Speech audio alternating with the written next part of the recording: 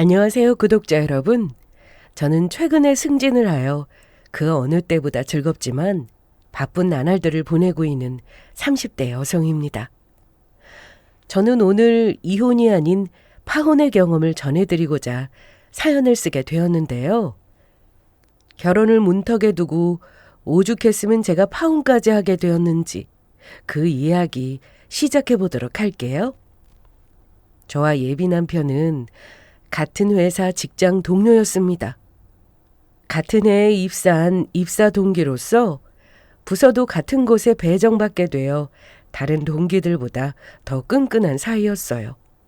입사 초기 꽂아놓은 보리자루 같은 시절부터 서로 의지한 저희는 동기로서 또 동갑내기 친구로서 관계를 유지하고 있었죠. 바쁘고 힘든 회사 일이 끝나고 나면 함께 술도 한 잔씩 하기도 했고, 연애를 할 때면 조언을, 이별을 할 때면 위로를 해주기도 했습니다. 그렇게 저희 사이엔 사랑이란 감정이 싹틀 리 없을 거라고 생각했어요. 그런데 입사한 지 2해가 지났을 무렵 예비 남편의 행동이 조금씩 이상해지더라고요. 정확히는 조금 다정해졌다고나 할까요? 점심 식사를 따로 하게 되는 날에도 꼭 제 커피는 따로 챙겨 사오곤 했고, 제가 일이 늦게 끝나 야근을 하는 날이면 야식거리를 사와 함께 배를 채우고 일 끝날 때까지 기다려주곤 하더라고요. 집에 데려다 준다고요. 그렇게 설마 하는 마음이 확신이 되고 남편이 더는 동료나 친구가 아닌 조금씩 남자로 보이더라고요. 마냥 유쾌하고 장난치기를 좋아하는 친구에서 듬직하고 진중한 모습이 있는 남자로 느껴지는 순간이었죠. 그리고 제가 그런 감정을 느낄 무렵 예비 남편의 고백으로 저희는 연인 사이가 되었습니다. 연인이 된 예비 남편은 동료일 때보다 훨씬 다정하고 좋은 사람이란 생각이 들더라고요. 같은 회사에, 그것도 같은 부서에서 일하다 보면 꼭 일 문제를 사랑 싸움으로 이어나간다고들 하지만 저희는 연애 기간 내내 큰 소리를 내며 싸우는 일도 없었습니다. 문제가 생기면 대화로 풀어나갔고, 될 수 있으면 서로를 공감하고 배려해 주려고 했었죠. 그렇게 안정적인 연애를 하다 보니 어느새 저희의 나이가 31살이 되었더라고요. 자연스럽게 결혼 이야기가 나왔고, 저도 예비 남편이라면 평생을 믿고 행복한 가정을 꿈꿀 수 있겠다 싶었죠. 남편도 같은 생각인지 저에게 진지하게 결혼 이야기를 꺼냈고, 저희는 자연스럽게 예비 부부가 되었습니다. 결혼 준비를 할 때에도 별 문제 없이 순탄하게 진행될 거라 생각했어요. 그런데 전혀 예기치도 못한 부분에서 갈등이 일어나더라고요. 그건 바로 남편의 짠돌이 습성 때문이었죠. 연애를 할 때도 예비 남편이 돈을 지나치게 아낀다는 것은 알고 있었습니다. 저는 예비 남편이 갖고 싶어하는 옷, 신발 등을 선물해주는 반면 예비 남편이 저에게 준 선물이라곤 고작 해야 옷 한 벌이 전부니까요. 그것도 제 스타일도 아닌 그냥 매장에서 할인을 가장 많이 해주는 한 벌 말이에요. 당연히 섭섭했습니다. 하지만 예비 남편의 이 말을 듣고 저는 예비 남편의 행동을 이해하려고 했었어요.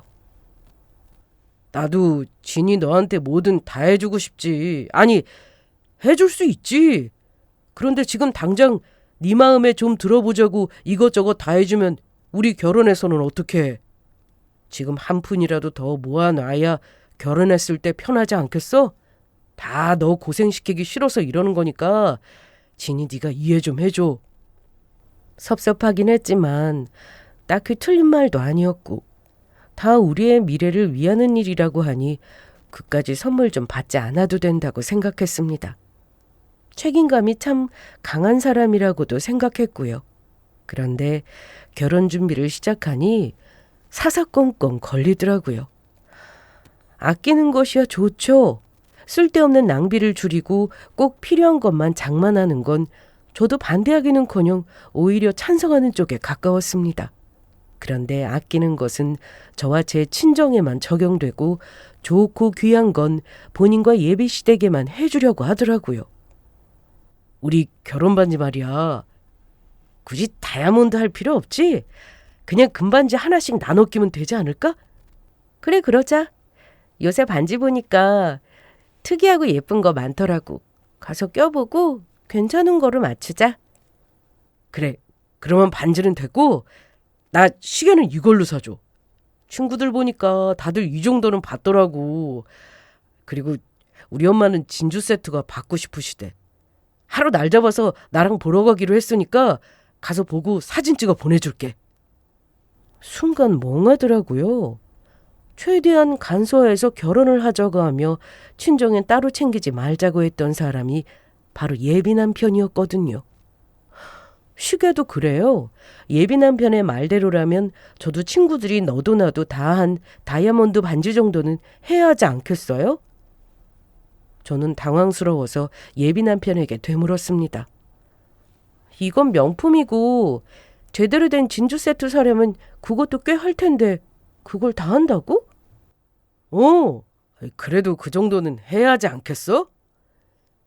예비 남편은 너무나도 뻔뻔한 표정과 당당한 목소리로 이렇게 말하더라고요. 그때서야 예비 남편이 말하는 이 결혼에서의 절약은 저와 친정에만 해당되었다는 것을 깨달았습니다. 결혼을 하고 나서 이런 대우를 받았다고 해도 화가 날 텐데 결혼도 하기 전에 이런 취급을 받으니 열이 확 오르더라고요. 저는 정색을 탁하며 예비 남편에게 따져 묻기 시작했죠. 효진 씨, 진짜 웃긴다. 생략할 건 생략하고 최소한의 준비해서 결혼하자고 하면서 우리 친정엔 아무것도 못 해준다고 했던 말 잊었어? 친정엔 아무것도 안 해준다고 했으면서 왜 어머님 진주 세트는 해드리는 건데? 시계도 그래. 절약하자는 사람이 명품 시계를 사달라는 건 좀 웃기지 않아? 내가 나조차고 이래? 나 당신 체면 살려주려고 그런 거잖아. 시계야, 진이 네가 비싼 시계 사줬다고 친구들한테 자랑하면 내 친구들이 너 대단하다고 칭찬할 테고 진주 세트도 우리 엄마한테 사주면 우리 엄마가 너 시집 오면 얼마나 잘해주겠어? 그거야 나도 마찬가지지. 내 친구들 다 받은 다이아몬드 반지도 그렇고 우리 엄마도 진주 세트 받으면 호진 씨한테 더 잘해주지 않겠냐고. 에이, 친정이랑 시댁이랑 같아. 잘 생각해봐. 아무것도 없이 덜렁 시집만 오면 우리 엄마가 가만히 있을 것 같아? 살면서 내내 결혼하면서 아무것도 안 해줬다고 핀잔 주고 괴롭힐 텐데 내가 다 진이 생각해서 이러는 거라고. 둘 다 하는 것보다 둘 중 중요한 한 집만 챙기면 돈도 아끼고 말이야. 그 순간 이런 생각이 저절로 들더라고요. 결혼 전부터 이런 문제로 이런 식으로 나온다면 결혼 후에는 아마 더하면 더했지 덜하진 않은 거라고요. 그 생각들과 함께 제 미래가 그려졌고 그 자리에서 단호하게 제 생각을 전했습니다. 그래? 난 호진 씨가 그런 생각을 하는 줄도 몰랐고 어머님이 그런 분이신지도 몰랐네. 그러면 이렇게 하자. 우리 결혼하지 말자. 아니, 이제 우리 헤어져. 그냥 하는 말이 아니었습니다. 그 어느 때보다 진심이었죠. 그 순간에도 예비 남편을 사랑하고 있었지만 굳이 사랑 하나 때문에 훤히 보이는 진흙밭길을 나아갈 생각은 추호도 없었으니까요. 그런 제 진심을 남편도 느낀 듯 했습니다. 연애를 하면서 홧김에라도 헤어지잔 말을 해본 적 없었기에 예비 남편에게도 제 이별 통보는 완전 진심으로 와닿는 듯 하더라고요. 무어라 답도 하지 못하고 얼굴만 확 굳어져서는 저를 뚫어져라 바라보는데 어떤 말을 해야 할지 갈피조차 잡지 못하고 있는 듯 했죠. 어쨌든 나는 내 뜻 전했으니까 그런 줄 알고 잘 정리하자. 난 호진 씨를 아무리 사랑해도 그런 불합리적인 관계로 이루어진 가정은 가지고 싶지 않으니까. 예비 남편은 여전히 대답이 없었고 저는 그대로 집으로 돌아왔습니다. 그리고 방에서 가만히 누워 생각을 정리하는 시간을 가졌어요. 이런 식의 이별은 한 번도 생각해 본 적도 없었기에 저도 마음이 힘들더라고요. 그렇게 생각을 정리하는 동안 밤이 되었고 새벽녘 예비 남편에게 전화가 왔습니다. 집 앞이니 잠시만 나오라고요. 전화를 끊고 집 앞으로 나가니 예비 남편이 서 있더라고요. 전화 통화상으론 멀쩡했는데 직접 보니 술을 마시고 온 듯 술 냄새가 풍기더라고요.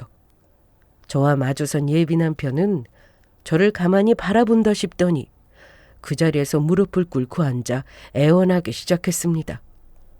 눈물까지 흘리며 말이에요. 진아, 내가 오늘 하루 종일 생각을 해봤는데 내가 다 잘못했더라. 처음엔 나도 네가 그런 말을 하니까 화도 나고 섭섭했는데 입장 바꿔서 생각하니까 진이 네가 더 화났을 것 같더라. 분명 처음엔 널 생각해서 한 행동들이었는데 이제 와서 돌이켜보니 그게 아니었더라고. 내가 정말 미안해. 진짜 미안해. 왜 이래? 일단 일어나. 일어나서 이야기해. 나 용서해준다고 할 때까지 일어서지 않을 거야. 나 좀 용서해줘. 내가 다 미안해. 다시는 이런 일 절대 없을 거야. 마지막이라 생각하고 나 좀 믿어주라. 어? 참 웃기죠? 분명 예비 남편을 만나러 나올 때까지만 해도 예비 남편이 뭐라고 하든 흔들리지 않겠다고 다짐했는데 막상 예비 남편이 무릎까지 꿇고 애절하게 매달리니 마음이 약해지더라고요. 더불어 다신 그러지 않겠다고 믿어달란 그 말을 믿고 싶어지더군요. 다른 때와는 달라도 너무 다른 모습을 보아하니 반성도 많이 한 듯 했고요. 알겠어. 알겠으니까 일단 일어나. 일어나서 이야기하자. 방금 알겠다고 했다. 나 용서해준다고 한 거야. 단, 2번 다시 그런 식으로 행동하지도 말하지도 않겠다고 약속해. 나 이번 일로 호준 씨한테 진짜 실망 많이 했었어. 알겠어. 다신 그런 일 없을 거야. 나 진짜 이번에 반성 아주 많이 했어. 예비 남편은 끝까지 눈물을 흘리며 사과를 해왔고 저는 그런 사과를 받아주며 저희는 화해를 하게 되었습니다. 한 번의 큰일을 치르고 난 후 결국 하려고 했던 대로 생략할 수 있는 건 다 생략하기로 했고 최대한 간소하게 결혼 준비를 다시 이어나갔습니다. 예비 남편은 저에게 좀 더 다정하고 배려심 깊게 대해주었고 저도 모든 일을 잊고 예비 남편을 최대한 존중하고 잘 대해주었죠. 그렇게 시간은 흘러 양가 집안에 인사를 드리기로 한 날이었습니다. 마침 명절도 다가왔던 터라 겸사겸사 인사를 드리기로 한 것이었죠. 우선 시댁부터 가게 되었어요. 저기 선물 어떤 걸로 준비하면 될까? 부모님 어떤 거 좋아하셔? 양주? 아버지가 양주를 좋아하시거든. 엄마도 다른 술은 별로라고 하시는데 양주는 아주 가끔 한 잔씩 하시기도 하고 말이야. 부모님 각각 준비하는 것보다 그냥 양주 한 병 준비하면 좋을 것 같아. 내가 평소 즐기시는 목록 보내줄게. 생각했던 가격보다 좀 더 부담스러운 가격이긴 했지만 처음 인사드리러 가는 날이기도 하고 이왕 하는 선물 마음에 드시는 것으로 드리고 싶어 예비 남편이 보내준 양주로 구매해서 갔죠. 예비 남편의 말대로 예비 시부모님들은 기뻐하셨고 분위기도 참 좋았습니다. 예비 시모에 대한 걱정도 많았는데 생각보단 좋으신 분 같더라고요. 이 비싼 걸? 고마워. 우리 아들이 워낙 자랑을 많이 해서 질투가 조금 나려던 참이었는데 오늘 실제로 보니 아들이 자랑을만 했다는 생각이 드네. 앞으로 우리 잘해보자. 예쁘게 봐주셔서 감사합니다. 앞으로 잘 부탁드려요. 부탁은 내가 해야지. 우리 아들 잘 부탁해? 이렇게 말씀해 주시는데 괜히 오해하고 걱정했다는 생각이 들었습니다. 그리고 며칠 뒤 저희 집으로 인사를 드리러 가게 되었습니다. 저와 마찬가지로 예비 남편도 저에게 부모님의 취향을 물어오더라고요. 부모님은 뭐 좋아하셔? 나도 맞춰서 사가려고. 고기? 소고기 좋아하셔. 너무 많이 사지 말고 2분 드실 정도만 사. 성의 표시만 해도 충분히 고마워하실 테니까. 아이, 내가 알아서 살 테니까 걱정 붙들어 매세요. 예비 남편은 이번에 점수 제대로 따겠다며 의지를 활활 불태우더라고요. 그 모습을 보며 어련히 알아서 잘하겠지 생각했어요. 그래서 무엇을 어떻게 준비하는지 굳이 묻지도 궁금해하지도 않았죠. 그리고 친정에 가는 날, 남편은 금색 보자기에 쌓인 상자를 들고 나오더라고요. 보자기 사이로 보이는 상자를 언뜻 보니 한우 박스가 분명해 보였죠. 박스의 크기도 꽤 컸던 터라 괜한 부담을 준 건 아닌지 걱정이 되더라고요. 호준 씨, 뭘 그렇게 큰 걸 준비했어? 2분 드실 정도면 된다니까? 에이, 그래도 그러면 되나? 첫 명절인데 내가 제대로 준비했지. 보니까 한우 박스던데 크기도 그렇고 많이 썼겠다. 고마워, 신경 써줘서. 고맙긴, 이 정도는 해야지. 예비 남편은 제 말에 제대로 기가 살았는지 어깨를 쫙 펴고 의기양양한 표정으로 친정에 들어섰습니다. 역시나 부모님은 좋아하시더라고요. 어머, 우리가 고기 좋아하는 건 또 어떻게 알고 이 비싼 걸 준비했어? 잘 먹을게. 그나저나 우리 통했네. 우리도 우리 단골집 가서 가장 좋은 한우를 준비했거든. 우리 예비 사위가 준 건 아껴 먹어야 하니까 우리가 준비한 거 먹자. 부모님께서 준비하신 고기는 먹지 않아도 참 좋은 고기라는 것을 알겠더라고요. 빛깔이 영롱한 것이 마블링에서 빛이 나더라고요. 거기에다 평소 소고기를 애정하시는 분들답게 제대로 구워주시니 고기가 살살 녹는 듯 했습니다. 예비 남편도 입맛에 맞았는지 허겁지겁 먹기 바쁘더라고요. 예비 남편이 워낙 급하게 먹는 것에만 집중하느라 많은 대화가 오가지 못했지만 그래도 나름 좋은 분위기에서 첫 명절, 첫 인사가 마무리되었습니다. 아니, 그렇다고 생각했어요. 예비 남편이 돌아간 후 부모님은 그제야 예비 남편이 사온 선물 보자기를 풀어 내용물을 확인해 보시더라고요. 역시나 박스는 제가 본 대로 최고급 한우 박스더라고요. 제가 선물한 것도 아닌데 괜한 뿌듯함이 들며 어깨가 절로 올라가더군요. 하지만 그것도 잠시뿐이었습니다. 부모님께서 박스를 여는 순간 뿌듯함에서 창피함, 분노, 기막힘 등 여러 감정이 한꺼번에 몰려왔으니까요. 박스 안엔 한우가 아닌 참치 캔들이 들어있더라고요. 그것도 박스를 가득 채운 것도 아니었어요. 고정 스티로폼이 대부분이었고 크기도 맞지 않은 참치캔을 어거지로 끼워 넣었더군요. 그야말로 가관이었죠. 단순히 고기가 아니어서 화가 났던 것이 아닙니다. 애초에 참치 선물 세트를 준비했다고 하고 그에 맞는 선물 세트 박스에 맞춰 가지고 왔다면 그렇게까지 화가 나진 않았을 거예요. 그런데 겉 포장지는 한우 세트로 준비해서 저희를 속였을 뿐만 아니라 한우를 준비한 듯 의기양양한 모습으로 제대로 준비했다며 큰 소리쳤단 사실에 화가 났어요. 이건 명백히 부모뿐만 아니라 저까지 농락했던 것이니까요. 그 상황이 당황스러운 건 저만이 아니었습니다. 부모님도 당황하시기도 하고 실망한 눈치시더군요. 아빠는 애써 됐다고 하셨지만 엄마는 저와 생각이 같으신 듯 이건 아니라고 딱 잘라 말씀하시더라고요. 아유, 됐어. 고기면 어떻고 참치면 어때? 우린 평소에 고기 많이 먹는데 이참에 참치도 좀 먹으면 좋지 뭐. 그래도 이건 아니지. 지금 고기 참치가 중요한 게 아니잖아. 우리가 참치 세트 사가지고 오면 뭐 이딴 걸 사왔다고 화낼 사람들도 아니고 고기 박스에 맞지도 않는 스티로폼까지 구해서 넣어서는 이따위로 참치를 끼워서 가지고 오는 건 아니지. 이럴 바엔 차라리 빈손으로 오는 게 나아. 이게 뭐야 이게? 사람 가지고 장난치는 것도 아니고. 어허이, 그만해. 다 사정이 있었겠지. 뭘 그만해, 그만하기는. 진아, 너 이런 사람이랑 꼭 결혼해야겠니? 하나를 보면 열을 한다고 했어. 첫 명절에 첫 인사 드리러 오는 건데 이런 식으로 어른 가지고 노는 사람 안 살아봐도 뻔해. 너 이런 사람이랑 결혼하면 고생은 고생대로 할 게 훤히 보인다고.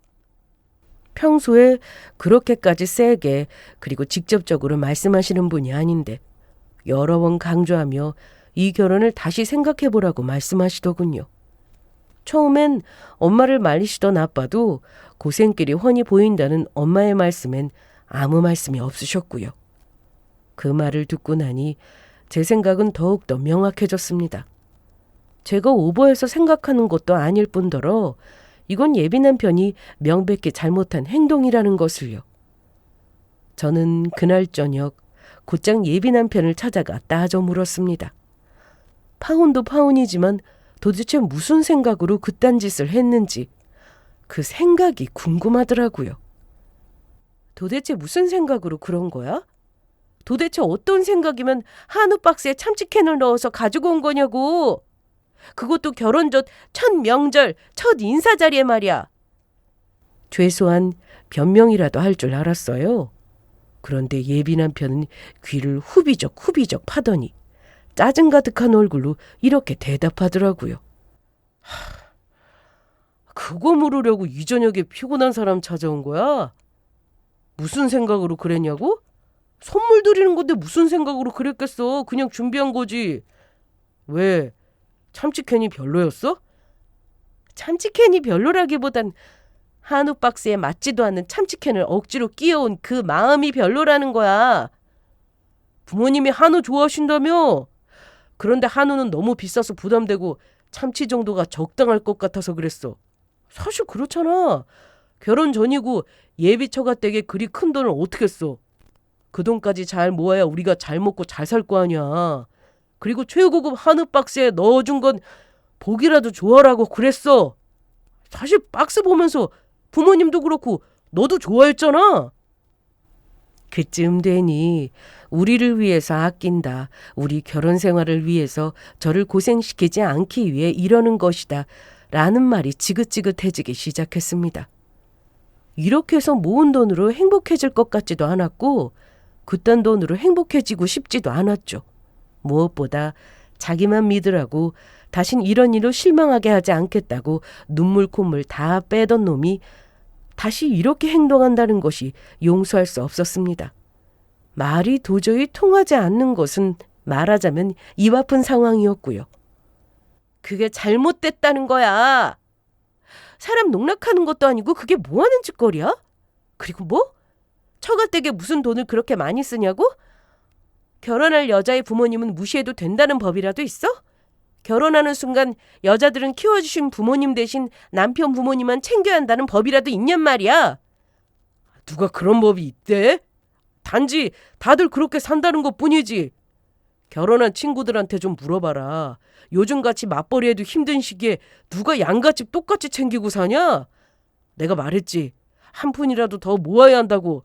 이게 다 널 생각해서 하는 행동이라는 거 진짜 몰라? 그날을 위해서라는 말 지긋지긋하니까 그만 좀 해. 내가 똑바로 말하는데 결혼 전 첫 인사에 우리 부모님께 그딴 식으로 우는 건 절대 날 위하는 게 아니야. 나뿐만 아니라 우리 부모님까지 무시하는 행동인 거지. 다신 그러지 않겠다고, 이제 실망시키지 않겠다는 그 말을 믿은 내가 잘못이지. 그냥 우리 결혼하지 말자. 난 도저히 너랑 결혼 못하겠어.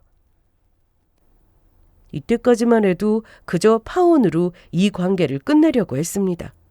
생각 같아서 이 인간이 한 짓은 온 사방팔방 소문이라도 내서 자신이 어떤 잘못을 했는지 여러 입을 통해 깨닫고 제대로 된 창피를 당하게 하고 싶었는데 그래도 결혼까지 생각한 사랑했던 남자이니 굳이 그렇게까지 하고 싶진 않더라고요. 그런데 예비 남편이 친히 저의 마지막 인내심마저 끊어내 버리더군요. 또 그 이야기야? 왜? 내가 헤어지자고 말하면 또 울면서 잘못했다고 빌기라도 할 줄 알아? 한 번이야. 네 기분 맞춰준다고 그랬지만 이젠 그럴 생각 없거든? 그리고 상견례가 코앞인데 이제 와서 어떻게 파혼을 해? 말이 되는 소리를 좀 해라. 누가 울고불고 빌래? 그냥 결혼을 하지 말자는 말을 하는 거잖아. 그러니까 상견례가 코앞인데 이 결혼을 어떻게 엎어? 너는 상견례가 우습냐? 집안 대 집안의 약속이잖아. 너 화난 거 충분히 알았고 나도 다 알아들었으니까 그만하고 가. 피곤하니까. 그까짓 한우가 뭐라고 째째하게 왜 저러나 몰라.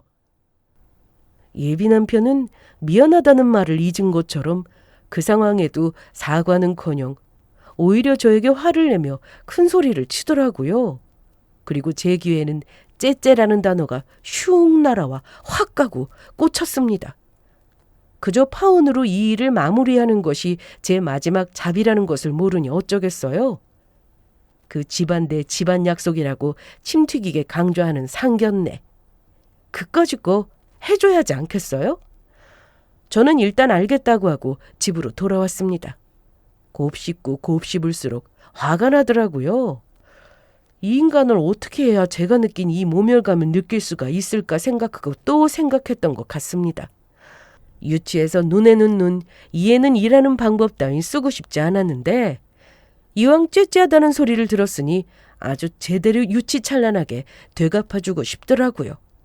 우선 저는 부모님께 파혼하겠다고 알렸습니다. 부모님께서도 내심 제가 파혼하길 기다리셨는지 말씀을 드리자마자 잘한 결정이라고 저의 의견에 힘을 실어주시더라고요. 그래, 잘 결정했어. 네가 어떤 결정을 내릴지 몰라서 그날은 좋은 게 좋은 거라고 생각하자고 했지만 사실 아빠는 너 그런 남자한테 시집 보내고 싶지 않았어. 우리 딸, 잘 결정했어. 이혼보다는 파혼이 100배 아니 1000배는 나은 결정이야. 같은 회사라는 게 마음에 걸리긴 하지만 네가 잘못해서 파혼하는 것도 아니고 괜히 기죽을 필요 없어. 알지? 이 엄마 아빠는 우리 딸 의견 존중하고 응원해. 분명 파혼을 해야만 하는 상황인데도 불구하고 수많은 고민이 되었던 것도 사실입니다. 하지만 부모님께도 이렇듯 제가 하는 결정이 옳다고 하시며 응원을 해주시는데 역시 잘한 결정이다 싶더라고요. 이렇게 다시 한번 결의를 불태우는 사이 상견례 당일이 되었습니다. 부모님은 혹시나 하는 상황에 대비해 함께 가고 싶다고 하셨지만 저는 그런 부모님께 잘 설명해드리고 혼자 상견례 자리에 갔습니다. 물론 빈손은 아니었어요. 한 손엔 아주 비싼 양주 상자와 한 손엔 누구나 다 아는 그 주황색 명품 종이백을 들고서 말이에요. 약속 장소에 도착하니 이미 예비 남편과 예비 시부모님께서 기다리고 있더라고요. 혹시나 제가 오지 않으면 어쩌나 하는 마음에 초조하게 저를 기다리던 예비 남편도 제가 들어서니 표정이 눈에 띄게 밝아지더군요. 거기에다 제 양손이 무거운 걸 발견했는지 아예 입이 찢어지게 웃더라고요. 그 모습을 보는데 저도 미소가 절로 지어주더라고요. 저는 자리에 앉자마자 두 분께 선물을 내밀었고 두 분은 예의상 거절의 말도 없이 빠르게 선물을 뜯어보기 시작하셨죠. 그리고 가만히 있어도 미운 예비 남편은 이런 말을 했고요. 진이 네가 드디어 정신을 차렸구나. 이것 봐. 내가 말한 대로 우리 부모님 잘 챙기니까 얼마나 보기 좋아. 그러니까 이제야 내가 정신을 차렸지 뭐야. 명색이 상견례이기도 하고 그런 일도 있기도 해서 내가 제대로 준비했어. 그래. 앞으로도 이렇게만 해. 그러면 내가 말한 대로 우리 행복하게 잘 살 수 있을 테니까. 끝까지 멍청한 예비 남편은 입이 여전히 귀에 걸려있더군요. 그리고 그 순간 제가 준비한 선물의 상자가 열렸습니다. 이게 뭐야? 이건 비닐봉지잖아. 여긴 소주 한 병이 들어있어. 이게 다 뭐야? 네, 그렇습니다. 저는 예비 남편이 한 집 그대로 비싼 양조 상자 안엔 소주 한 병을, 명품 가방 박스 안엔 일용 비닐봉지 한 팩을 넣어뒀습니다. 두 분은 당연히 황당하다는 듯 언성을 높였고 그제야 예비 남편도 내용물을 확인하더라고요. 순간이지만 잠깐의 정적에 흘렀고 그 정적을 깬 건 화가 머리끝까지 난 예비 시모였어요. 너 그렇게 안 봤는데 이게 뭐 하는 짓이야? 사람 놀리는 것도 아니고 명품 가방 박스에 비닐봉지를 가지고 온 의미가 뭐냐는 거야? 어른을 농락해도 유분수지. 너는 우리 집안이 그렇게 우습게 보였니? 예비 시모는 노발대발 개거품까지 물며 분노를 쏟아내더라고요. 예비 시모가 그렇게 화를 내면 낼수록 예비 남편의 표정은 점점 굳어져만 갔죠. 그 모습을 보는데 어찌나 통쾌한지 입가에 미소가 절로 지어지더라고요. 저는 미소를 지으며 화를 내는 예비 시모에게 답해 주었습니다. 우스운 게 아니라 저도 아드님한테 배운 그대로 한 것뿐이에요. 무슨 말을 하는 거야? 우리 아들이 왜 이딴 짓을 가르쳐? 아, 모르셨구나. 후진 씨가 저희 집에 첫 인사 오는 날에 한옥 박스에다 참치를 넣어왔더라고요. 그것도 명절이었는데 말이에요. 그래서 전 당연히 예비 시댁에도 이렇게 행동해도 되는 줄 알았죠. 예비 시모는 자신의 아들이 그딴 짓을 했다는 걸 믿을 수 없다는 듯 아들과 저를 번갈아가며 보더라고요. 계속 말이 없던 예비 시부는 잔뜩 화가 난 표정으로 예비 남편을 바라보고 있었고요.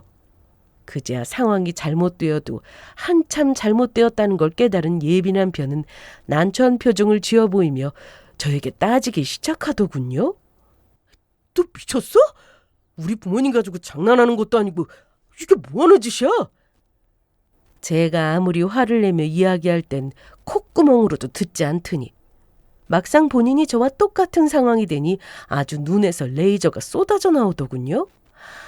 그 모습이 얼마나 통쾌한지 이래서 눈에는 눈, 이에는 이라는 말이 생겨났구나 싶더라고요. 그래서 지금 기분이 어때? 어떻긴 어때? 아주 더럽지. 이거 나뿐만 아니라 우리 부모님까지 농락하는 짓이라는 걸 몰라? 내가 왜 모르겠어. 나도 네 덕에 다 느꼈던 기분인데. 이제 알겠어? 네가 한 짓거리가 얼마나 파렴치한 짓거리였는지? 그래서 복수하려고 이딴 짓을 벌였다고? 네가 제정신이야? 아무리 화가 나도 그렇지 어떻게 상견례 자리를 이렇게 망칠 수가 있어? 내가 파혼하자고 했을 때 상견례는 집안끼리 한 약속이라고 무조건 해야 한다고 한 사람이 너야 너. 그러게 내가 파혼하자고 좋은 말로 했을 때 알겠다고 했으면 이런 일이 있었겠어? 그딴 짓을 해놓고 반성은커녕 뭐?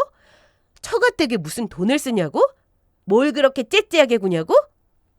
지금 보니까 진짜 째째한 건 내가 아니라 넌 것 같은데? 예비 남편은 어떻게 해서든 말로 저를 이겨 상황을 본인 쪽으로 돌려보려고 했지만 소용없었습니다.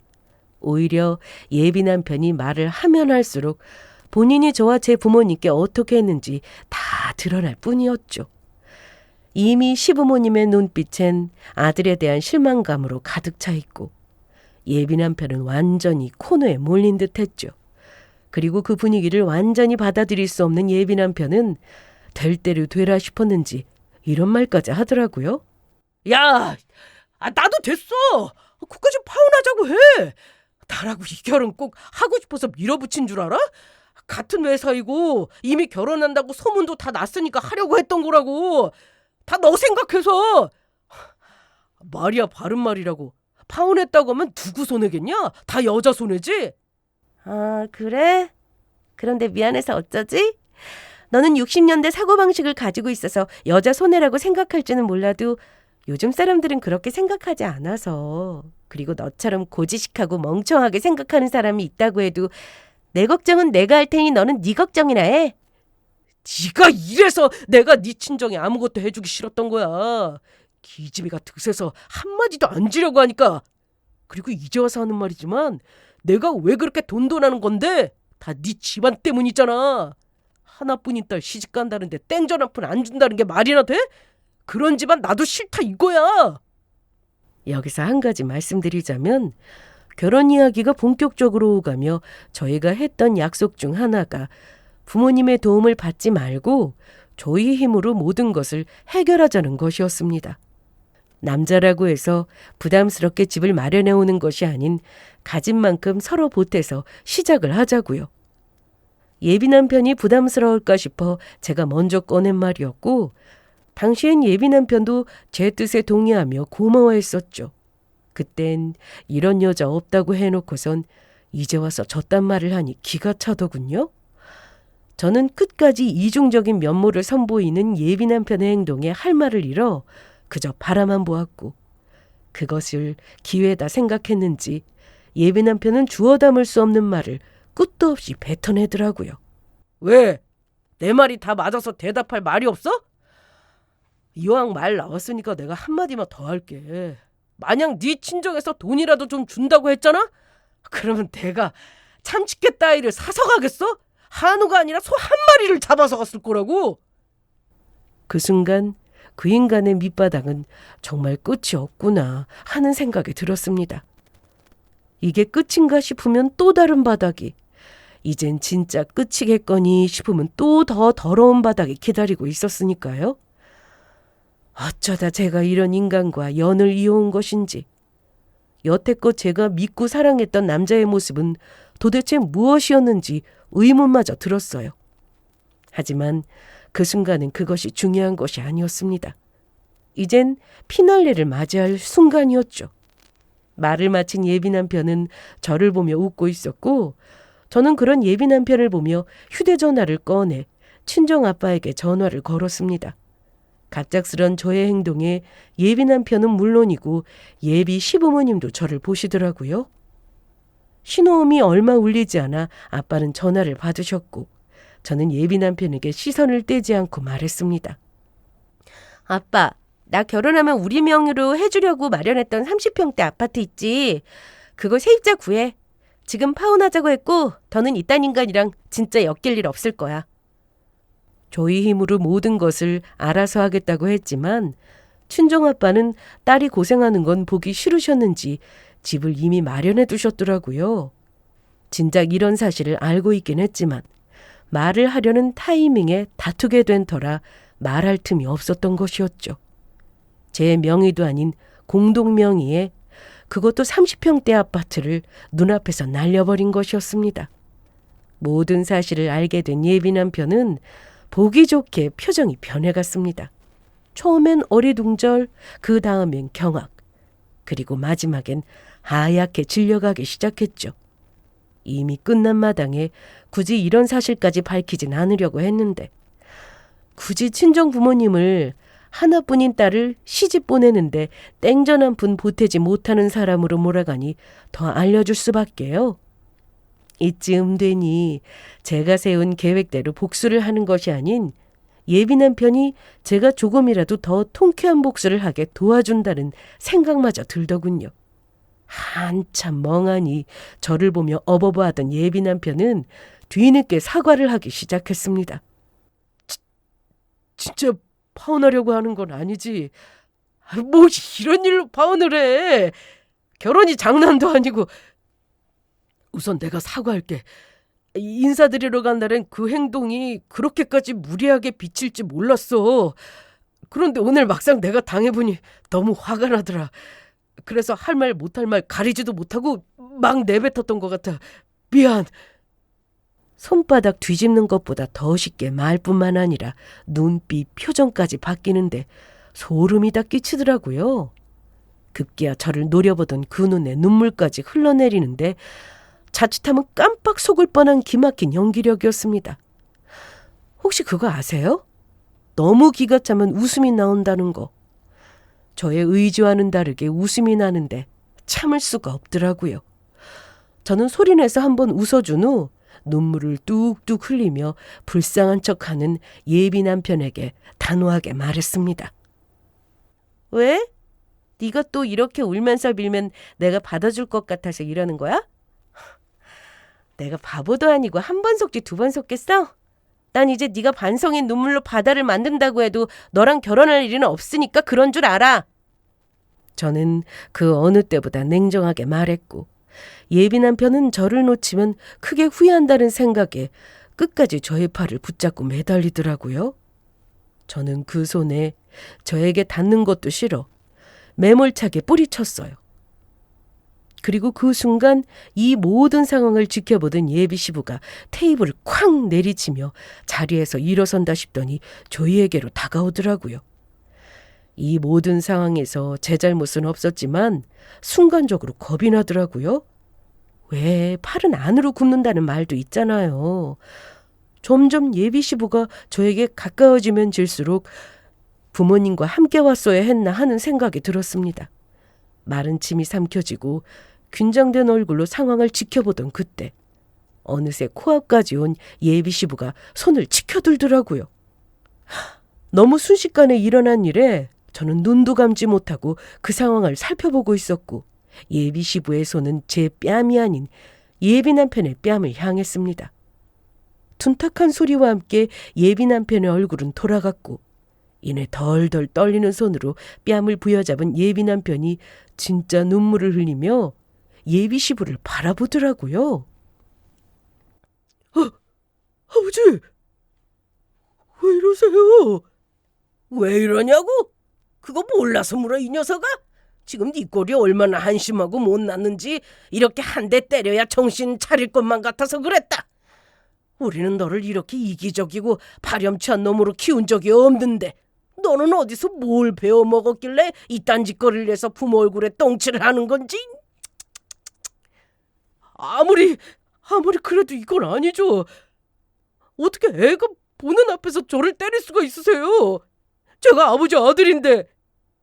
이 녀석이 그래도 정신을 못 차리고 네가 내 아들이었으니 한 대로 끝난 거지. 진이 부모님이셨으면 아마 네가 여기에 똑바로 서 있을 수나 있을 것 같아?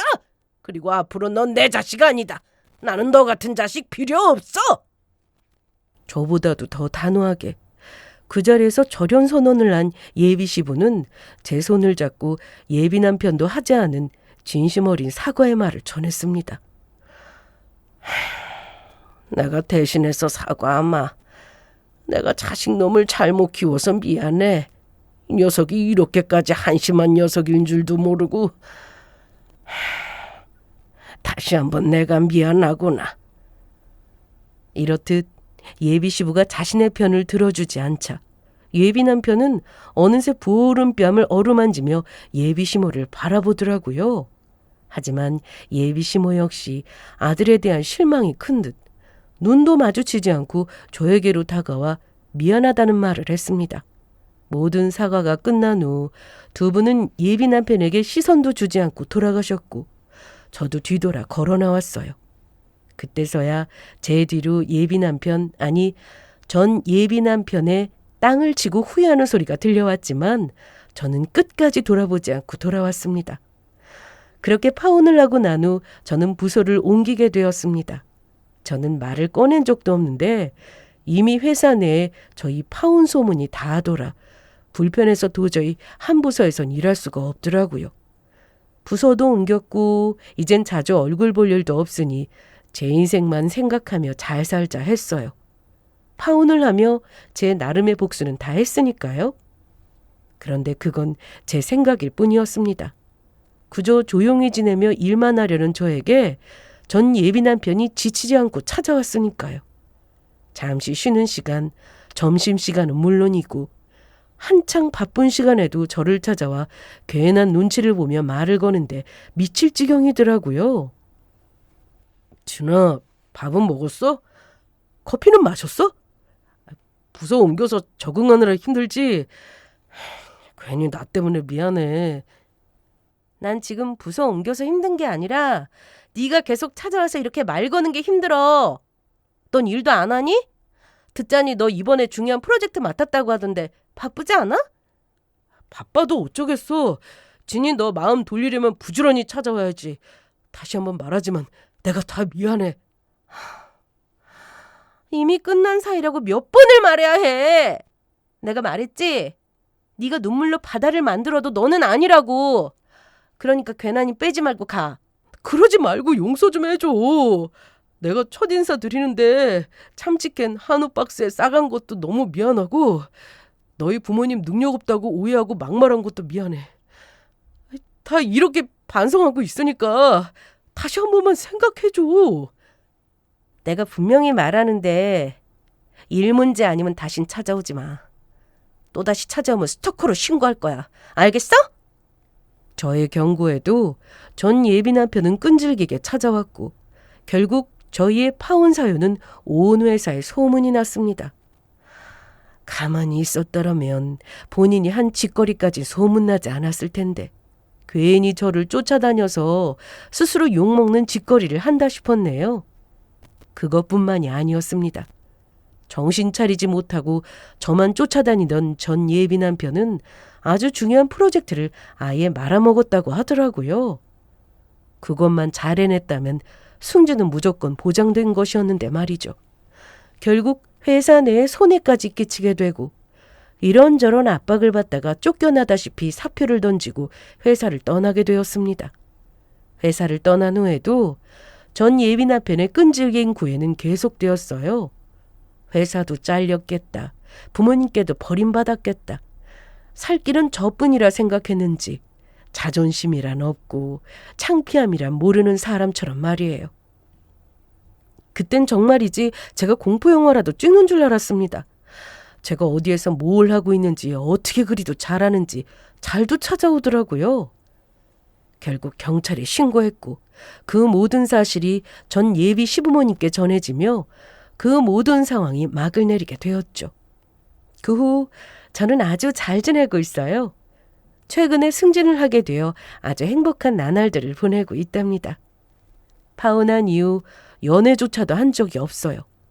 한번 큰일을 겪고 나니 연애와 결혼이 에너지 낭비란 생각이 들어서요.